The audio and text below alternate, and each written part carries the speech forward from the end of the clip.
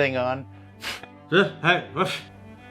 Welcome back to the channel, all 5 of you. This video is about das heat. If you're trying to ride in some pretty hot conditions, I have some tips for you. Stay tuned to the end of the video where I give you my unconventional tip to heat train. I don't really know if I've heard many people do this, and when I tell them they think I'm absolutely bonkers.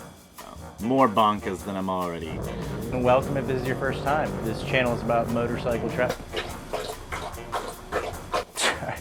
Drinking water. Goodness, these intros are hard.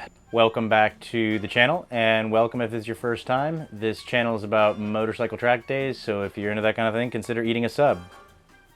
Consider subscribing. That was it. Timestamps are available in the descriptions below in case you don't care to hear about my life or my withdrawals that I went through for the past 2 months. If you do want to hear about my withdrawals, it was pretty rough. Realized I was addicted to coffee when I was drinking about a pot a day. And I was like, I got a problem. I quit cold turkey. And my last cup of coffee, I think, was last night at 9 p.m.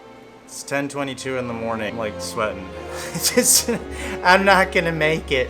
And I didn't make it. Well, I made it 2 months. Week 2 was the worst, and I was like another person. I wasn't me. I identify as coffee. I feel like I'm a coffee bean, being half Colombian. It's not why you came here. I digress. Tip to stay cool during a hot track day. Don't go to the track day and go to the boat like you said. Oh God. My first tip I have for you guys is to know thy limits. I'm not really sure where the Old English came from. Know your limits. Take it slow at first. Listen to your body, mind, soul, voices in the back of your head, the voices on your shoulder, whatever it is that's telling you to stop. Stop in the early phases. You don't want to end the training or the riding completely wasted mentally and physically to the point where you're demotivated and you don't want to do it again. And you dread it every single time to train. So my recommendation is end on a good note where you end strong. The next training that you have to do in the heat, you're not going to dread it as much because you didn't finish completely depleted, body just cramping everywhere. You're just like, yeah, dying. Like, that's not a fun way to train, and that's not a fun way to ride. Your limits do increase with time. So again, if you can only ride or go for 5 minutes and you stop, you come back, you recover, the next day maybe you go for 8 and so on like that. 10, 20, 30 till you're out there training for an hour. Build your base and then you can go hamzilla. Then you can start disregarding those voices a little bit more in the back of your head. Hey, stop.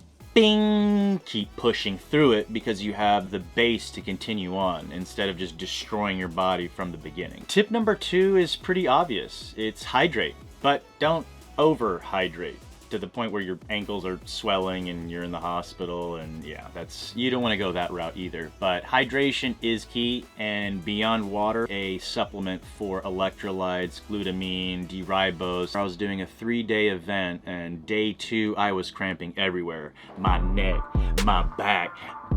And I was drinking enough water. I wasn't taking any kind of electrolyte supplement. There's no way I can train that intense without having some kind of supplement. I personally like to use Rhino Power. I use their hydration fuel. I use their protein, motivation, endurance, just depending on the type of activity that I'm doing. I've also used Liquid IV, and I know a lot of coaches that use Liquid IV as well. Ultimately, it really just depends on what gets along with your body. Find something that's natural. Find something that, again, complements your training. Tip number 2 is do everything you can to conserve your energy. Recover as best as possible. Sometimes I see people after riding 20 minutes, they want to stand and talk in the sun just baking out there, and I just kind of want to move them under the shade. I would get a pop-up canopy. Try to get a decent quality one. I have seen many cheap ones end up in the trash. Also, it depends on how much you want to ride. If you're only riding once a year, you can get away with a canopy that isn't as high quality.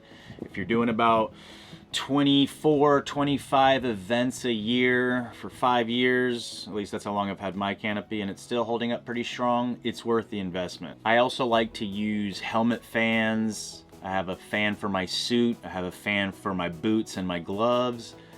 This keeps my gear dry. I sweat profusely. I mean, like, a lot. I'm surprised I'm not just sweating right now talking. I have a suit fan that I use after I'm done riding and during the lunch break so that I can go back into a nice dry suit.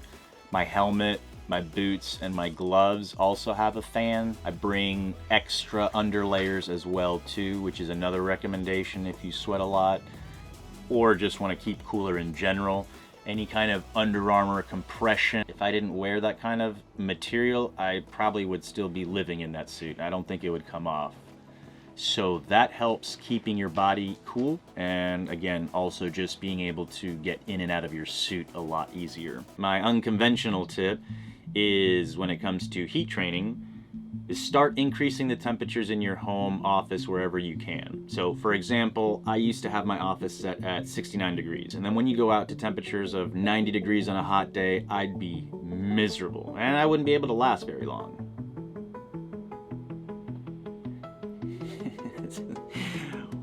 Oh man, now I can last a little bit longer. Not that long, but longer. And I started to increase the temperatures in my home and in my office. So going to 70 degrees, 72 degrees. One day I'd be sweating, okay, 72 is all I got.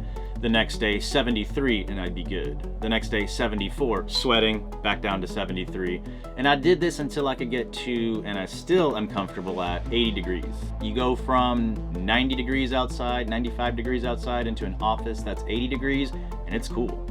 It is cool. That has been a very, very big help in being able to increase my endurance in training in the heat, is just acclimating myself to the heat. Nah, might not work for everyone, but again, that's a tip that's definitely helped me be less miserable out there. So those are my tips.